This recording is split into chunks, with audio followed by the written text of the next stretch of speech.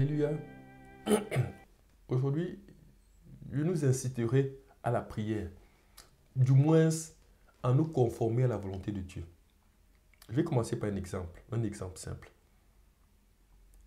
Entre porter le sable du voisin dans un chariot et aller lui déposer ça chaque fois, ou porter des lingots d'or qui nous appartiennent, qu'est-ce qui est plus pénible? Je ne demande pas ce qui est plus lourd. Parce que les lingots d'or peuvent être plus lourds. Mais demande, qu'est-ce qui est plus pénible? Entre porter un chariot rempli de sable pour le voisin, ou bien porter des lingots d'or qui seraient même bien plus lourds, mais pour nous-mêmes. Qu'est-ce qui est plus pénible? C'est porter les lingots du voisin. Non, c'est porter le sable du voisin. C'est ce qui est plus pénible. Parce que quelqu'un qui porte des lingots d'or, sachant qu'il va aller déposer ses lingots d'or chez lui, sachant que ces lingots d'or lui appartiennent, et il va en profiter, lui et sa maison vont en jouir, mais malgré le fait que ce soit lourd, il sera dans la joie, mais il va courir. Il va courir. Il va les porter avec joie.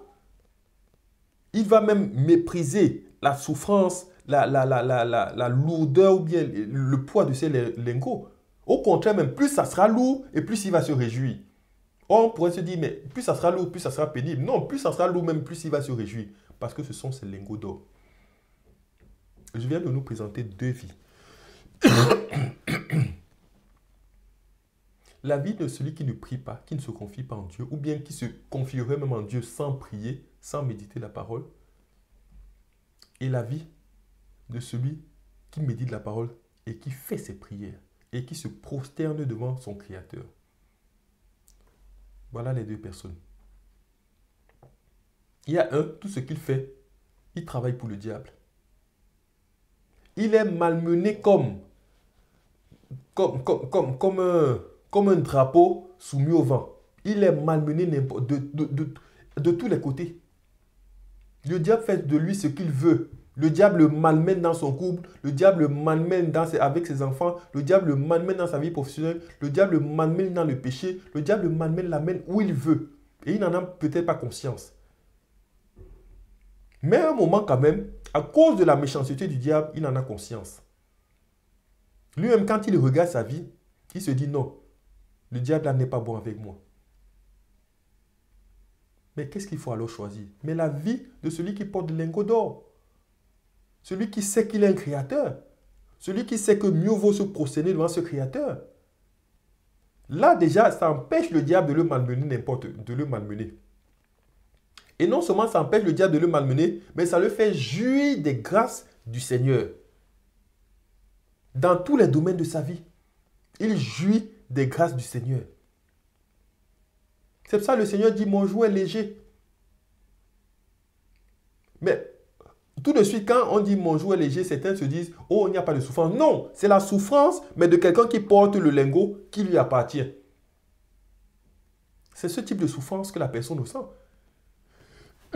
Vous pensez que quelqu'un qui prie, qui doit se prier la nuit, qui prie le matin, qui essaie de prier en journée, qui est constamment dans la méditation de la parole, vous ne pensez pas qu'à un moment c'est une contrainte? Ça semble une contrainte. Et quand on regarderait même de l'extérieur, on se dirait, mais comment la personne supporte une telle vie? Mais pour la personne, même si ça peut être difficile au départ, quand elle réalise, quand Dieu lui montre que ce sont des lingots, la personne est dans la joie. La personne est dans la joie. Par exemple, je prends un exemple simple avec ceux du monde. Quand le monde nous regarde, dit, mais on se prosterne devant vous croyez en Seigneur Jésus-Christ, mais nous savons les bienfaits que nous récoltons. Ou bien le monde dit, ah, vous ne fumez pas. Vous ne partez pas en discothèque. Vous ne buvez pas de l'alcool jusqu'à l'ivrognerie. Ou bien vous ne buvez pas de l'alcool, tout simplement. Mais vous ne vivez pas.